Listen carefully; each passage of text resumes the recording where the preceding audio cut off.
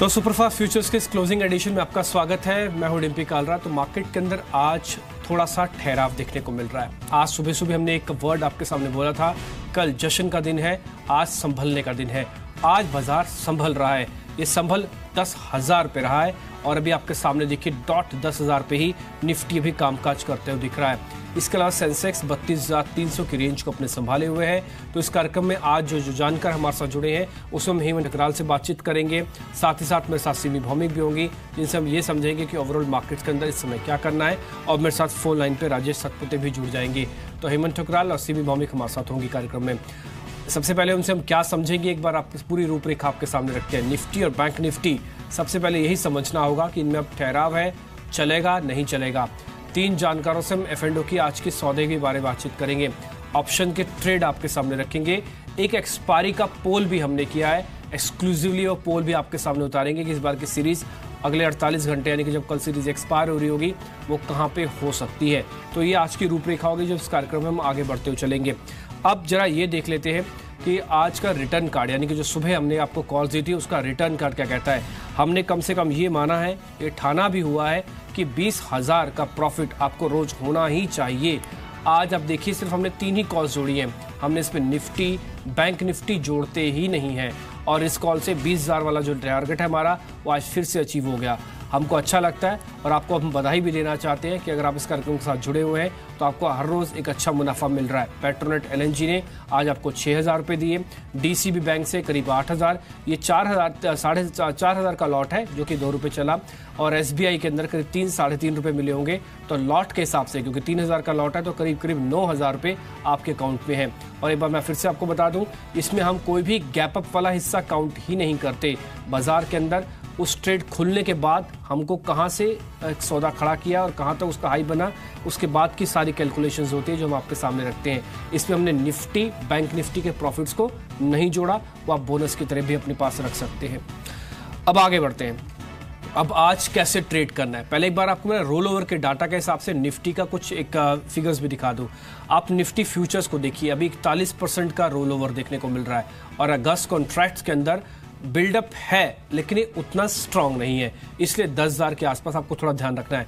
इसी तरह से बैंक निफ्टी का रोल ओवर भी आप देखेंगे, वहां पर भी रोल ओवर की स्थिति 40% के आसपास ही है। अब हम कल जब सीरीज एक्सपायर करेंगे तो हम एक्सपेक्ट करते हैं कि 60% का एवरेज रोल ओवर हमको मिल जाए, जो अभी उससे दूर है।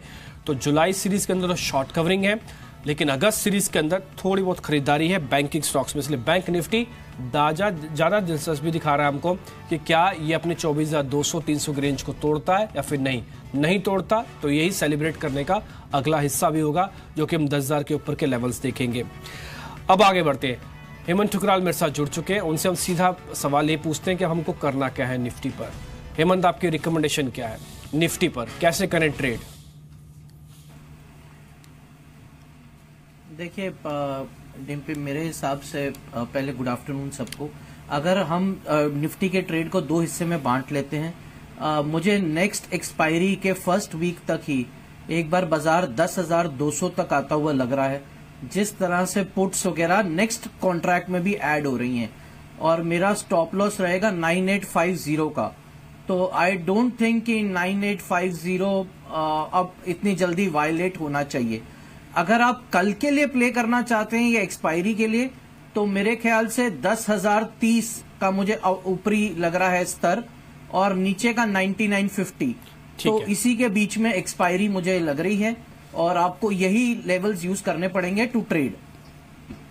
ठीक है, तो हेमंत की रिकमेंडेशन बहुत क्लियर है। यहाँ पे 10,200 तक का टारगेट है, 9850 का एक स्टॉप लॉस आपको रखना है। तो निफ्टी पे उनका आउटलुक आपको मिला है और यही बात हमारी लगातार एक्सपायरी का पोल भी कह रहा है। हम आपके सामने यही बात सुबह से रख रहे हैं, सुबह 7 बजे से रख रहे हैं कि बाजार धुरी बनाएगा, 10,000 को बीच में रखेगा, सिर्फ 50-60-100 पॉइंट ऊपर और 50-60-100 पॉइंट करीब नीचे, इसी की सीरीज में ही कहीं ना कहीं एक्सपायरी हमको मिल जाएगी। 46% डीलर्स ब्रोकर्स जिनसे हमारी बात हुई, सबका मानना है कि बाजार 10,000 से बहुत ऊपर नहीं तो 10,000 से बहुत नीचे भी नहीं है। कुल मिला के एक्सपायरी कट जाएगी इसी 50 से 60 पॉइंट के रेंज के अंदर। हमने 100 पॉइंट की रेंज ब्रैकेट में आपको बताया है कि यहाँ पे सीरीज कटेगी। अब एक बार सिमी से भी राय ले लेते हैं कि क्या वो भी यही कह रहे हैं कि निफ्टी ऐसे ही चलेगा। सिमी, आपकी रिकमेंडेशन चाहिए। या गुड आफ्टरनून डिम्पी। मैं सिर्फ ये कहूँगी कि निफ्टी अभी 10,000 के आसपास है। यहाँ पे मेरा कंफर्ट लेवल मुझे ऐसा नहीं कहता कि यहाँ पे मैं लॉन्ग जाऊँ। मुझे थोड़ा सा डीप का इंतजार है, और अगर ये डीप आज मतलब अभी भी 1.5 घंटा बाकी है, इसमें या कल सुबह भी अगर मिल जाता है तो डीप में खरीदारी करने का ही मैं कोशिश करूंगी। मैं सजेस्ट भी कर रही हूँ थोड़ा सा डीप में खरीदारी करने के लिए। मेरा स्टॉप लॉस 99.40 का है, और मेरा इनिशियल, क्योंकि मैं यहाँ पे क्यों कंफर्टेबल नहीं हूँ, क्योंकि मेरा जो पहला टारगेट है वो 10,000 से 10,010 का ही है, और सेकंड टारगेट 10,040 से 55 का है। तो अभी टारगेट के आसपास है, थोड़ा सा डीप मिलता है तो अच्छा ही है। और मेरा सपोर्ट लेवल भी एक बार याद कर लीजिएगा, लिख लीजिएगा, 9965 से 9955 ये मेरा सपोर्ट एरिया है। इस रेंज के आसपास अगर निफ्टी देता है कोई डिप तो जरूर खरीदेंगे। ठीक है, तो निफ्टी बेचने की कोई बात नहीं कर रहा, कोई आपको सेल नहीं बता रहा, सब ये कह रहे हैं कि एक बार वेट कीजिए, थोड़ा डिप मिल जाए प्लस कर लीजिए। बड़े टारगेट अब आपको नहीं मिलेंगे, क्योंकि सबके टारगेट 10,000 पे थे। यहाँ पे आके एक जंक्शन है, रुक गया है बाजार, थोड़ा समय लेगा चलने में या फिर टूटने में। फिलहाल तो कंसोलिडेशन की रेंज है। राजेश सतपुते भी मेरे साथ हैं। राजेश, आप किस तरफ है? डिम्पी देखिए, यहाँ पे अगर हम लोग मंथली चार्ट देखें, मैं थोड़ा सा इसको ब्रॉडर पर्सपेक्टिव से ले रहा हूँ। यहाँ पे अगर मंथली चार्ट देखें तो निफ्टी एक बड़े से चैनल में ट्रेड हो रहा था, जिसका रेजिस्टेंस बन रहा था 9,965 to 70। अगर यहाँ पे आप स्लाइटली डेली चार्ट पे लगाओ तो यहाँ पे जो रेजिस्टेंस है वो जो हेमंत जी ने कहा 10,030, दैट इज द रेजिस्टेंस। तो आप ये पकड़ के चलिए ना कि यहाँ से ये रेजिस्टेंस जोन के आसपास है, तो मुझे लगता है कि यहाँ पे ये सबड्यूड होगा। तो यहाँ पे हम लोग सेल कर रहे हैं Nifty below 10,010, stop loss will be 10,050 and our target is 9,900. That will be the first target. ठीक है, तो यहाँ पे बिल्कुल रेंज में ही है। आप शॉर्ट करें या लॉन्ग करें, जिस डिप की बात बोल रहे हैं राजेश उसी को ही प्ले करना चाहते हैं। वो कह रहे हैं कि 10,000 के ऊपर एक बार आएंगे तो वो शॉर्ट भी कर सकते हैं ये, लेकिन बहुत बड़े लेवल्स के लिए शॉर्ट नहीं कर रहे हैं। ये सिर्फ 50 से 60 पॉइंट, मैक्सिमम 100 पॉइंट के लिए शॉर्ट कर रहे हैं, क्योंकि 9900 पे आके प्लस भी कर सकते हैं। हो सकता है पार्शियल प्रॉफिट बुक हो जाए 9950 पे, और फिर से ये स्टॉप लॉस आपको रखवा रहे हैं 10050 का, जो कि इनिशियली ज्यादातर लोगों का टारगेट है जो बाय कर रहे हैं ऑन डिप्स पे। तो निफ्टी चलेगा 100 पॉइंट ही, 100 पॉइंट ही, लेकिन इस 100 पॉइंट में 50 पॉइंट इधर से कमाइए, 50 पॉइंट उधर से कमाइए, ये आपकी रणनीति हो सकती है। इसलिए दोनों बाय और सेल का पूरी रेंज ब्रैकेट हमने आपके सामने खींची। अब बैंक निफ्टी पे आ जाते हैं। हेमंत, बैंक निफ्टी पे कैसे करना है ट्रेड? देखिए, मैं बैंक निफ्टी पे भी बुलिश हूँ डिम्पी। मुझे ऐसे नहीं लगता ये रैली इतनी जल्दी फिजल आउट हो जाएगी। जिस तरह से डेटा पॉइंट्स उभर कर आ रहे हैं, और बैंक निफ्टी में मुझे रोल ओवर्स भी इंकरेजिंग लग रहे हैं, तो मुझे ऐसा लगता है कि 24,800 का लेवल हमें देखने को मिल सकता है पहले नए एक्सपायरी के पहले हफ्ते के अंदर अंदर ही। तो मेरा स्टॉप लॉस रहेगा 24,350 का, और टारगेट रहेगा 24,800 का। तो मुझे कोई भी डिप मिले एक्सपायरी की वजह से, मैं जरूर इसमें बाय करने की सलाह दूंगा। और जैसे मैंने कहा, मुझे अभी भी बैंक निफ्टी काफी बुलिश लग रहा है। ठीक है, हेमंत यहाँ पे बैंक निफ्टी में बुलिश है, लेकिन वो किसी भी डिप में बाय करेंगे। ये 24,350 की रेंज नहीं टूटनी चाहिए, ये पहले आपको ध्यान होगा। आपके साथ हम कई दिनों से शो कर रहे हैं। 24,000 की हम बात बोलते थे, 24,000 से खिसक के हम 24,300 पे आ गए। हमने शुरुआत तो की थी 23,500 से, उसके बाद हम 24,000 का बेस बनाया, फिर 24,300 का बेस आ चुका है। तो अब ट्रेलिंग स्टॉप लॉस में ही से भी हम बार बार यही बात पूछते थे कि कैसे ट्रेडर्स को अपने प्रॉफिट को बांधे रखना है। ट्रेलिंग स्टॉप लॉस है, बैंक निफ्टी पे फॉलो कर रहे होंगे तो अच्छा मुनाफा आपके पास होगा और आगे भी मिलना चाहिए, ये उम्मीद है। 24,800 का टारगेट है। सिमी, आप कैसे ट्रेड करेंगे बैंक निफ्टी पर? नहीं, मैं भी बैंक निफ्टी में बुलिश हूँ, और मुझे लगता है कि ये जो मोमेंटम पकड़ लिया है बैंक निफ्टी, ये अभी भी मेंटेन होगा। कोई भी डीप में वापस खरीदारी करने का सलाह होगा मेरा। और डीप कहाँ पे मिलता है वो देखेंगे, मतलब आज 1.5 घंटा अभी भी बाकी है और कल पूरा दिन। अगर उस डीप में ये बैंक निफ्टी मिलेगा तो मैं ज़रूर खरीदारी करूँगी। मेरा स्टॉप लॉस मैंने छोटा सा ही रखा है, 24,440 से 24,420, इस बीच, इसी के बीच में मैं स्टॉप लॉस रख रही हूँ। मतलब कोई 420 का भी स्टॉप लॉस पकड़ सकते हैं, कोई 440 का भी पकड़ सकते हैं, पर मैं डीप में खरीदारी करने का ही सलाह दे रही हूँ। मेरा जो टारगेट्स है वो है 24,590 से 24,630, इस रेंज के बीच में हो सकता है कि बैंक निफ्टी का एक्सपायरी हो जाएगा। ठीक है, तो आप इसे तो एक सौदा यहाँ पे भी खड़ा कर सकते हैं बैंक निफ्टी पे 24,630 का टारगेट है, 24,420 का स्टॉप लॉस है। तो कोई भी टारगेट और स्टॉप लॉस बड़ी रेंज के साथ नहीं है। HDFC के ना इस बीच नंबर आ गए हैं, मैं आपको वो फटाफट से बता देता हूँ, क्योंकि ये बैंक निफ्टी को यही डिराइव भी कर सकता है, HDFC बैंक और HDFC। हालांकि आज HDFC के नंबर है, मुनाफा है 1556 करोड़, ये उम्मीद से थोड़ा सा कम दिख रहा है, इसलिए प्राइमा फेसी एक टिक आया है। हालांकि प्रॉफिट के बेसिस पर ये टूट रहा है, कुछ और डिस्क्रिप्शन हमको मिलेगी तो हम आपके सामने रखेंगे। फिलहाल प्रॉफिट की फिगर देख के ऐसा लग रहा है कि उम्मीद से थोड़ा सा कमजोर है, 1556 है और मार्केट थोड़ा एक्सपेक्ट कर रहा था कि 1700 के आसपास करोड़ का आसपास का यहाँ पे फिगर्स आए। तो प्राइमा फेसी सिर्फ प्रॉफिटेबिलिटी के बेसिस पर HDFC कमजोर है। ध्यान रखिए मार्केट में वेटेज रखता है और ये बाजार को थोड़ा ऊपर और नीचे करने की हिम्मत रखता है। फिलहाल HDFC नंबर्स के बेसिस पर जो उसने प्रॉफिट दर्ज कराया वो प्राइमा फेसी थोड़ा सा कमजोर है और ये अभी प्रेशर बना रहा है। सिर्फ प्रॉफिट की फिगर है जिसके बेसिस पर बताया जा रहा है। अभी कुछ और फिगर्स आती हैं कि डिस्पर्जन कितना है, आगे ग्रोथ कैसी है, मोमेंटम कितना चलता है, रेवेन्यू कितना आता है, एबिट कितना आता है, मार्जिन्स कितने हैं, वो सभी भी हिस्सा होंगे। लेकिन HDFC प्राइमा फेसी प्रॉफिट की फिगर के बेसिस पर थोड़ा सा अनुमान कमजोर ही दिखा रहा है। जो पहले नंबर्स अभी हमको HDFC के आते हुए दिखिए। एक और मैं बता दूं, ये 1700 जैसे हमने कहा 1700 प्लस करोड़ का अनुमान था, उससे थोड़ा सा कमजोर है ये HDFC के नंबर्स। एक बार जल्दी से मैं कुछ और नंबर्स भी आएंगे, मैं हेमंत से जल्दी से पूछ लेता हूं डाटा क्या कह रहा है, ताकि आप इसको ट्रेड के हिसाब से भी समझते जाइएगा।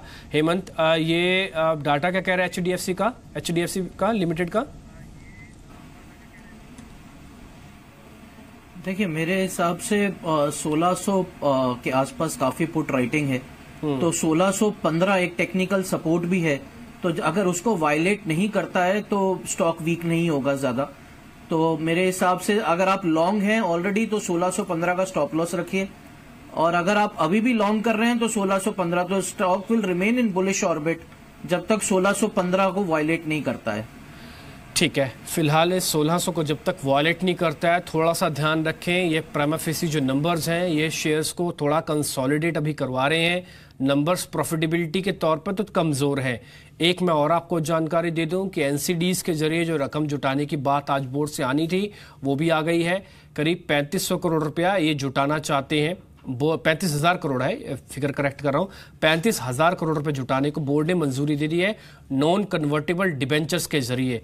तो HDFC अपने नंबर्स के बेसिस पर और फिलहाल इसके बेसिस पर जो अभी खबर आई है उसके बेसिस से पूरी तरह से एक रेंज में आके फंसा हुआ है फिलहाल। अच्छा, टैक्स के बारे में मैं आपको बता दूं, इनका जो टैक्स का खर्च है वो थोड़ा सा बढ़ गया है, 3 से 4% हमको टैक्स रेट जो है इनकी बढ़ती हुई दिखी है।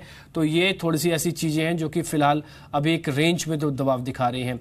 HDFC उम्मीद से कम मुनाफा, NCDs के जरिए 35,000 करोड़ रुपए जुटाए, ये दूसरी खबर। तीसरा, थोड़ा सा टैक्स को लेकर इनकी बढ़ोतरी हुई है, जिनका टैक्स एक्सपेंडिचर है वो बढ़ा है 3 से 4% का। तो इस बीच जो नंबर्स हैं उस पर एक ट्रेडिंग कॉल्स के ध्यान से इसमें रखना है कि 1600 का लेवल्स भी नहीं टूटना चाहिए। प्रोविजनिंग भी थोड़ी अनुमान से ज़्यादा आई है। प्रोविजनिंग में 100 करोड़ रुपए का अनुमान था, 100 करोड़ रुपए की प्रोविजनिंग का अनुमान था, लेकिन ये थोड़ी सी बढ़कर आ रही है। तो प्रोविजनिंग का डाटा भी हम आपके साथ साझा करेंगे, लेकिन जो बेसिक इंफॉर्मेशन हमारे को अभी तक मिली है, HDFC में प्रॉफिट थोड़े से कमजोर है। NCDs के जरिए इन्होंने जो रकम जुटाई है 35,000 करोड़ है, टैक्स का कुछ खर्च बढ़ गया है इनका, और साथ ही साथ जो प्रोविजनिंग है वो 100 करोड़ से थोड़ी सी ज़्यादा बढ़कर आई है। तो प्रोविजनिंग ये ज़्यादा चिंता अभी तो खैर नहीं दिखा रही है, क्योंकि प्राइजेस में सब कुछ डिस्काउंट होते हुए चलता है। अभी तक के प्राइजेस से ऐसा लग नहीं रहा कि कोई ऐसी नेगेटिव खबर इसके रिजल्ट्स में जो कि बहुत तेज दबाव बना सकती है। ये एक मुश्त प्रोविजनिंग की कुछ डिटेल्स हैं, ये 275 करोड़ रुपए के आसपास हमको आती हुई दिखी हैं, तो उस पर आप थोड़ा सा ध्यान रखें। 175 करोड़ रुपए की प्रोविजनिंग का एक मुश्त प्रोविजनिंग की भी डिटेल्स हमको आती हुई दिखी हैं। मेरे सहयोगी अंचल भी इस बीच मेरे साथ जुड़ चुके हैं, कुछ और डिटेल्स उनसे ले लेते हैं, कुछ फाइन प्रिंट्स उनके पास भी। अंचल बताएं। देखिए टिम्पी, आपको याद होगा जब हम प्रीव्यू की बात कर रहे थे, इसी बात पे बार बार स्ट्रेस कर रहे थे, 900 करोड़ का एक अकाउंट है NCLT के मामले में जो फंसा है इनका, और उसके लिए प्रोविजनिंग बढ़ती हुई दिखेगी। और जो आप आंकड़ा देख रहे हैं 275 करोड़ का, कहीं ना कहीं उसी से लिंक्ड है। जो कंपनी है उसको एक्सेसिव प्रोविजनिंग करनी पड़ रही है। नॉर्मली अगर आप ट्रेंड भी देखें HDFC लिमिटेड का, तो इसकी हद से हद प्रोविजनिंग अगर जाती है तो 200 करोड़ तक जाती है। इस बार वन ऑफ एक्सेसिव प्रोविजनिंग की है, उम्मीद थी 100 करोड़ की रहने की, लेकिन अगर आप इसे क्वार्टर ऑन क्वार्टर कंपेयर करें 148 करोड़ से बढ़ के 275 करोड़, यानी ऑलमोस्ट दोगुनी हो गई है प्रोविजनिंग। और यही पूरा का पूरा डेंट इस समय इसके मुनाफे पे डाल रहा है। जो मुनाफा गिरा है उसमें सबसे बड़ा कारण एक ये भी है कि कंपनी जो है उसकी प्रोविजनिंग बड़ी है ओवरऑल, लेकिन अगर आप नंबर्स को एडजस्ट करके देखें तो कहीं ना कहीं बॉटम लाइन फ्रंट पे उतना डेंट नहीं आया है अगर आप प्रोविजनिंग के आंकड़े को मुनाफे के साथ एडजस्ट करके देखें। कितनी बड़ी प्रॉब्लम है प्रोविजनिंग इनके लिए? देखिए डिम्पी, प्रोविजनिंग एचडीएफसी के केस में ये वन ऑफ प्रॉब्लम है। ये ऐसी चीज नहीं है जो कंटिन्यूएशन में रहेगी, बैंक नहीं है, ये एक इन्वेस्टमेंट कंपनी है। तो इसलिए ये वन ऑफ प्रॉब्लम। बट आप देखना होगा जो 900 करोड़ का अकाउंट फंसा है, क्या उसके लिए ये इनफ है या फिर कंपनी को एक और राउंड Q2 में करना होगा, और उसके लिए मैनेजमेंट कमेंट्री बहुत इंपॉर्टेंट हो जाएगी डिम्पी। अच्छा ठीक है, ये लेकिन ये 1700 करोड़ के अंदर ये 150 करोड़ कुछ मैटर करता है? डिम्पी देखिए, 1700 करोड़ के अंदर अगर आप इसी 150 करोड़ को ऐड कर दे तो जो मुनाफे का आंकड़ा है, जो मैं कह रहा था एडजस्टेड मुनाफा, वो वापस से फिर आपको बॉटम लाइन उतनी ब्लीड होती हुई नहीं दिखेगी। तो वो एक 150 करोड़ की सिर्फ एक एडजस्टमेंट की वजह से मुनाफे पे जो आपको प्रेशर दिख रहा है इसमें 16% की जो गिरावट है प्रॉफिट में, वो कहीं ना कहीं इस प्रोविजनिंग के आंकड़े की वजह से है। ठीक है, ये HDFC आर्गो में भी कुछ हिस्सा इन्होंने बेचा है, इंश्योरेंस का बिजनेस है जो इन्होंने कुछ हिस्सेदारी वहां पे भी बेची है। यही हमको अंचल समझा रहे हैं कि देखिए फिलहाल अभी डरे नहीं, हम तो सिर्फ आंकड़े पढ़ रहे थे। अंचल ने हमको एनालिसिस करके ये बताया कि आंकड़ों में ज़्यादा गंभीरता नहीं है, यानी कि डर की कोई बात नहीं है। तो HDFC से नहीं डरें फिलहाल। HDFC जो ये वन ऑफ है, ये भी वैसे इसने NCLT और जो मामला चल रहा है उसके अंदर 900 करोड़ का इनका केस है, उसकी सिर्फ एक प्रोविजनिंग बढ़ाई है।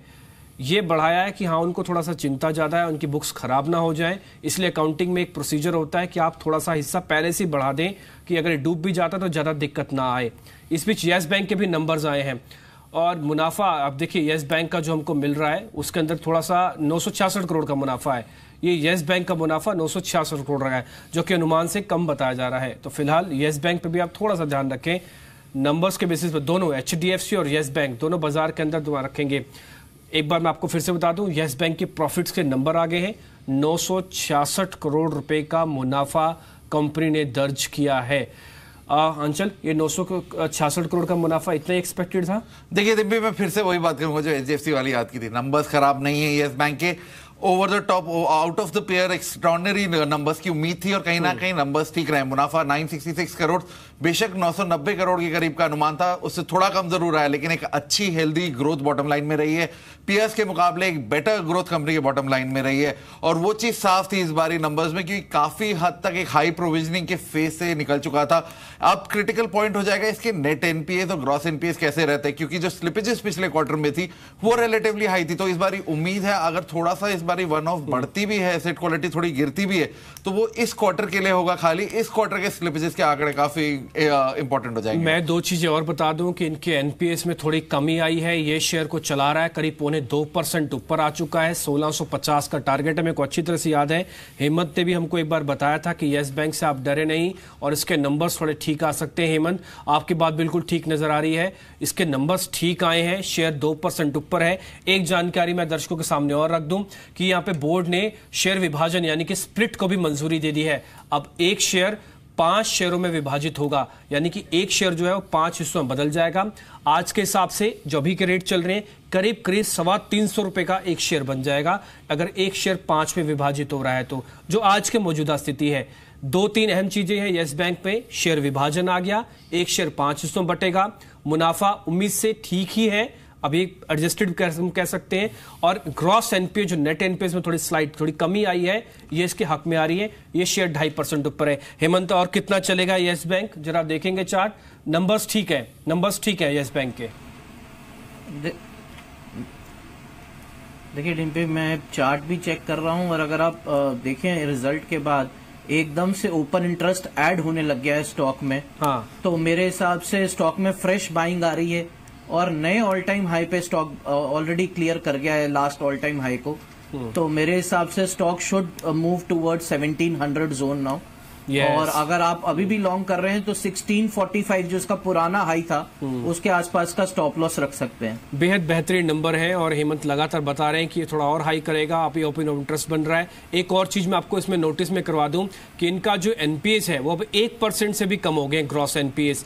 ये 1% से कम होने का कितना फायदा और मिलेगा, क्योंकि अंचल के पास पूरी रिसर्च है, उनसे समझते हैं। अंचल 1% से नीचे आ गए ग्रॉस एनपीएस। यही चीज डिम्पी मैं कह रहा था, अपने पीयर्स को आउट परफॉर्म करेगा। आप इसकी एसेट क्वालिटी देखिए, सेम सेगमेंट में प्राइवेट बैंक में आईसीआईसीआई बैंक 6.5-7% के नेट ग्रॉस एनपीएस लेके बैठा है। उसके मुकाबले येस बैंक 1% से कम के ग्रॉस एनपीएस, नेट एनपीएस में इंप्रूवमेंट आई है। इसका साफ मतलब है जो स्लिपेजेस का प्रेशर था, जो डर था, वो नहीं आता हुआ दिखा है। Out of the ordinary provisioning नहीं की गई है, वो कहीं ना कहीं मुनाफे को सपोर्ट दे रही है। ओवरऑल लोन बुक इनकी स्ट्रांग है, ज्यादातर इनका जो कॉर्पोरेट लोन सेगमेंट है काफी अच्छा परफॉर्म किया, तो वहां से एक अच्छा सपोर्ट एनआईए के फ्रंट पे है। तो सभी पैरामीटर्स में अगर आप येस बैंक के नंबर्स को कंपेयर करेंगे डिम्पी, एक थम्स अप देना चाहिए। स्ट्रांग नंबर्स है और एडेड एडवांटेज जो शेयर धारकों को इन्होंने एक तरह से समझ लीजिए सरप्राइज गिफ्ट दिया, वो ये दिया कि स्टॉक स्प्लिट भी कर दिया। बिल्कुल, स्टॉक स्प्लिट भी हुआ। ये मार्केट से परे था, बाजार थोड़े सरप्राइजिंग है उसके लिए। ये 3.5% ऊपर आ गया। आपको मैं एक बार इसका इंट्राडे चार्ट दिखाता हूं येस बैंक का, आपको देख के लगेगा। जैसे से हम इसका एनालिसिस कर रहे थे, अंचल हमको समझा रहे थे कि नंबर्स ठीक है, जो नंबर्स हमको सुमित नीचे से प्रोवाइड कर रहे थे वो सारे के सारे नंबर्स बाजार में शेयर को चला रहे हैं। हमने आपके लिए भी पूछा कि ट्रेड लेना है नहीं, हेमंत ने भी आपको हरी झंडी दे रही थी। अगर आपने हेमंत के बाद उसी समय यानी कि आज से सिर्फ 1.5 मिनट पहले भी समझी होगी ना, तो आपको कम से कम 10 रुपए का प्रॉफिट तो वैसे भी येस बैंक से हो गया होगा, क्योंकि अभी शेयर 3.5% ऊपर आ चुका है। ये 2.5% से हमने कैलकुलेट करना शुरू किया था और ये करीब 1% और उसके बाद चला है। अब आप दूसरा एक, तो अभी थोड़ी देर पहले नंबर्स आए थे एचडीएफसी, उसको भी देखिए, क्योंकि वहां पे अभी थोड़ी सी कैलकुलेशंस हो रहा है, थोड़ी डिटेल मैनेजमेंट की कमेंट्री चाहिए। ये शेयर पार्टिसिपेट नहीं कर रहा, हालांकि इसके भी नंबर्स कह सकते हैं कि ठीक ही हैं, इन लाइन है। थोड़ा प्रॉफिट कम आया जितना एक्सपेक्ट कर रहे थे, लेकिन वन ऑफ वाला जो हिस्सा हमको अभी अंचल बता रहे हैं, ये मार्केट के मोमेंटम के साथ थोड़ा और क्लियर होगा। लेकिन एचडीएफसी और येस बैंक जिसने 5 मिनट में नंबर दिखाए, मार्केट ने उसको रिवॉर्ड किया जिसने क्लैरिटी के साथ और उम्मीद से बेहतर नंबर दिखाए, और उसको भी रोक रहा है जिसपे भी थोड़ी क्लैरिटी की जरूरत है। इसलिए एचडीएफसी नहीं चल रहा, येस बैंक लगातार चल रहा है। 3.5% नहीं, अभी 4% ऊपर हो चुका है येस बैंक दिन के उच्चतम स्तरों पर, और 1677 का भाव इस समय दिन के उच्चतम स्तरों पर आता हुआ दिख रहा है। तो गुड न्यूज, येस बैंक के साथ एक शेयर 5 हिस्सों में बढ़ जाएगा। ये जब बटेगा आपको डेट पता लग जाएगी, और एक करीब अब आपके पास 325 रुपए के आसपास का एक ही शेयर हो जाएगा, ऑलमोस्ट डे हाई पे है।